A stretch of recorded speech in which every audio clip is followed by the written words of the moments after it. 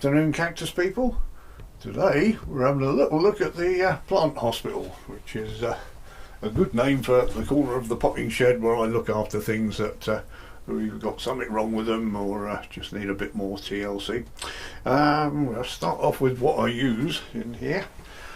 And we have some sulphur, which you've seen in many videos, which that's used as a fungicide. So if I've cut a plant or some damage, like on this one here, I treat the ends with sulphur to stop any infection getting in. It works very well, very pleased with that, and it's very cheap. You can get one. This packet I've had has lasted for years, so it's excellent. So going up price wise a little bit, bug clear, that's a little bit more expensive, and I'm finding at the moment it's not quite as effective as it used to be. Whether they've changed the formula, I don't know, but both this and methylated spirits I use against mealybugs.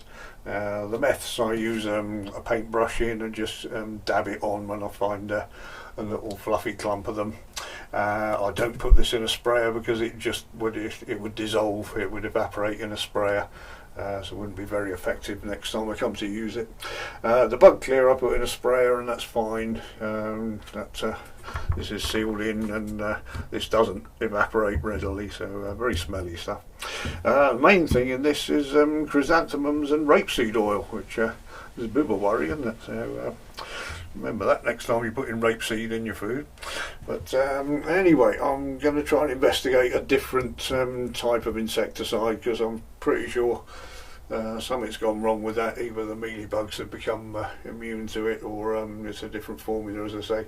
But when I used it a few years ago, they used to crawl out of the pots and die, and it's not happening at the moment. So we'll try a different one and see how we get on with that. But yeah, anyway, it's going back to what we actually do here. Some of these are in here because they got mealybugs. Some are just like these.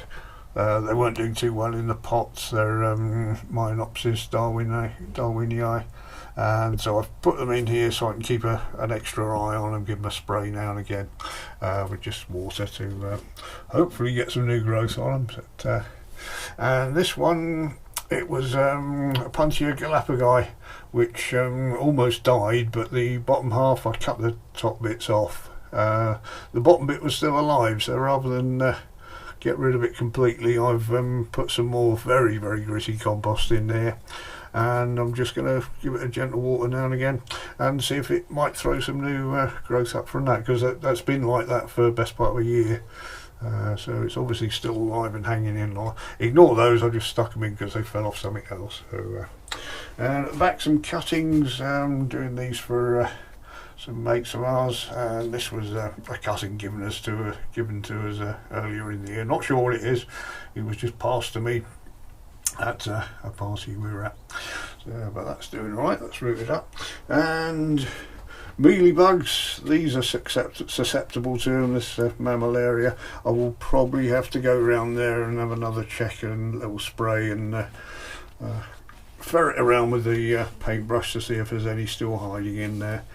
Another mammillaria seems to be okay at the moment.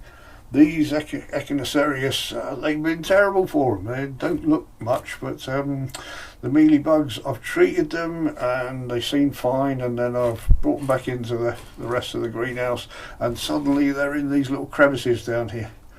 They seem to just suddenly appear from nowhere. Again, on that side there's a little crevice. Oops, sorry, moved the camera to the wrong place. And so I'm keeping an extra eye on them. They seem clear at the moment, but leave them in here for a little bit longer. And this one was Echinocerius nippilianus, good word that. That had a few on it which seem to be alright now. And again, the gymnocalyciums seem to be a bit susceptible to them.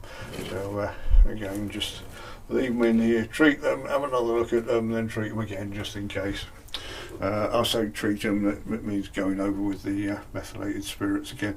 I only use the bug clear once, and if it didn't work, then just go back to the meths. So yeah, I think I can see one there, so that needs a bit of looking at there. And of course over here we've got the magnifying glass, which always helps for inspection. So it's not all cactus. There's also there's a type of honeysuckle I got through the post a while back, and it's got fungus on the leaves, so I've been treating that, and it's got some nice new growth come up here, which is great.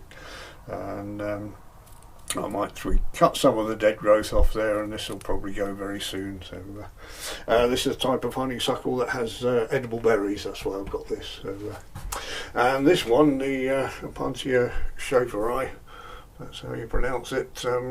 This was absolutely hanging with mealybugs. It was right down the pot.